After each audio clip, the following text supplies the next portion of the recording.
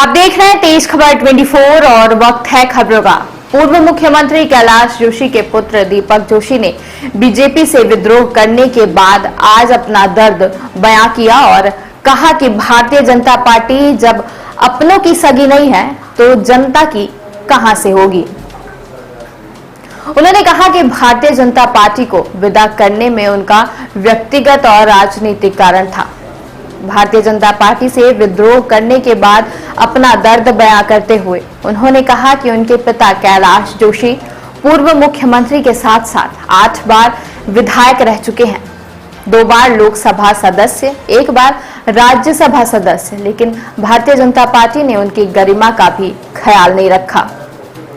पिता के स्वर्गवास हो जाने के बाद पूरी भारतीय जनता पार्टी एकत्रित हुई, जहां शिवराज ने घोषणा किया कि उनके पिता के स्मारक की स्थापना की जाएगी। 3 वर्ष बीत गए लेकिन आज तक नहीं हुई।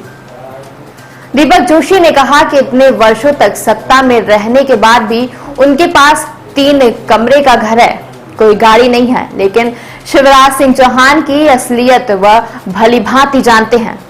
इनके पास कार खरीदने का पैसा ना हो, वह चुनाव आयोग को 9.5 करोड़ के संपत्ति की घोषणा करते हैं। दीपक जोशी ने कहा कि यदि पूरे वर्ल्ड में किसी को झूठ बोलने का मेडल मिले तो वह शिवराज सिंह चौहान है। उन्होंने कटाक्ष करते हुए कहा कि खराब चमड़ी और अच्छे कपड़े पहना देने से परिवर्तन नहीं आता। पूर्व मुख्यमंत्री कमलनाथ के द्वारा 1000 गौशाला का निर्माण कराया गया, जिससे गौ माता सुरक्षित रह सके। भारतीय जनता पार्टी की सरकार आते ही गौशाला खाली पड़े हैं और गौ माता सड़कों पर बेमौत मर रही हैं। प्रदेश में 80-90 करोड़ रुपए के चीते खरीदे जा रहे हैं और अपनी पेट थपथपा रहे हैं, लेकिन गौ माता आज भी सड़क पर भूखी प्यासी तड़प रही हैं। यह भारतीय जनता पार्टी की कथनी और करनी है। अभी कांग्रेस की जन आक्रोश यात्रा चल रही है। जन आक्रोश के साथ साथ यह आक्रोश कितना बड़ा है कि जनसंघ का दीपक ही कांग्रेस में सम्मानित हो गया। और यह आक्रोश का जो मूल कारण है, पार्टी विद डिफरेंस, हम दूसरी पार्टियों से अलग हैं, ये कहने वाली भारतीय जनता पार्टी का चाल चरित्र कितना गिर गया कि मुझे उससे कुंठित होकर आज कांग्रेस की शरण में आना पड़ा। 2 कारण, एक मैं कह सकता हूं कि मेरा व्यक्तिगत कारण और दूसरा राजनीतिक कारण। पहला व्यक्तिगत कारण यह है कि मेरे पिताजी का स्वर्गवास हुआ और स्वर्गवास के बाद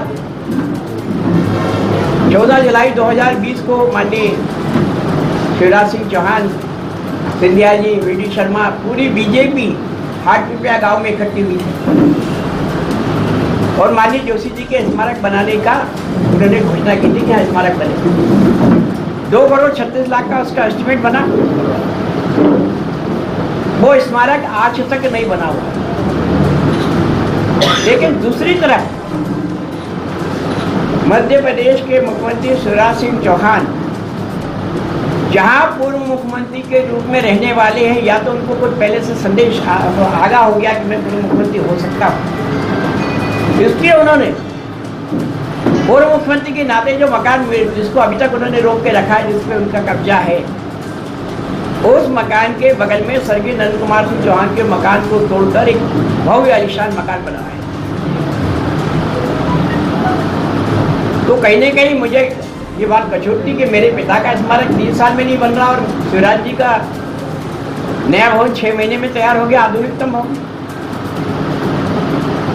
दूसरा, मैं जिस परिवार से आता हूं उस परिवार को सुचिता की राजनीति का प्रतीक माना गया और मेरे पिताजी को तो शायद दुनिया में एक बिरला उपाधि मिली कि राजनीति के संत। प्रदेश में क्या हो रहा, मुझे मैं भी पार्टी का सदस्य था, पार्टी का कार्यकर्ता था, इस नाते प्रदेश की बातों को मैं नहीं कर सकता, लेकिन अपने क्षेत्र की बातें तो मैं करूँगा। बागली विधानसभा, जहाँ से जोशी जी 1 बार नहीं 8 बार जीते, और शायद ये मध्य प्रदेश की असेंबली का रिकॉर्ड भी होगा कि विपक्ष में रहकर कोई व्यक्ति लगातार 8 बार जीता हो। उस क्षेत्र में 17.5 करोड़ का नगर पालिकाओं में घोटाला होता, बाकी घोटाले तो हुए ऑन पेपर। वहाँ की जनता से हमारे पारिवारिक संबंध है, वो लगातार हमारे पास आते थे, हमारे घोटाला हो गया, ऐसा घोटाला हो गया, वैसा घोटाला हो गया। उस घोटाले के लेकर मैं 1.5 साल से बीजेपी के सारे नेताओं के चक्कर लगा रहा हूं। जब घोटाला की लोगों के दिल सबर करने लगे तो काटामोड़ गांव में लोगों ने मुझे घेर लिया कि आप हमारे साथ थाने तक चलिए, हम इनके खिलाफ एफआईआर करना चाहते हैं। हम एफआईआर करने गए तो एफआईआर में एप्लीकेशन जिन दो लोगों के नाम से लिखी गई थी, दोनों के खिलाफ केस बन गए, वो जेल चले गए, जिनको जेल जाना था वो बाहर है। बागली क्षेत्र में भ्रष्टाचारियों का रसूख इतना बढ़ गया। एक फॉर्च्यूनर कार जो भाजपा प्रदेश के किसी नेता के पास रही, एक इंडिवर, एक थार, एक स्कॉर्पियो, ये गाड़ियां उस पैसे से खरीद के नेतागिरी को चमकाने का काम किया। ये दो बातों से मैं लगातार उत्तेजित था। 28 अप्रैल को मैं प्रदेश के भाजपा के नेताओं को इससे अवगत करा चुका था कि ये पराकाष्ठा हो गई है, इसलिए मैं आपका साथ छोड़ सकता हूँ। इस पर आपने ध्यान नहीं दिया।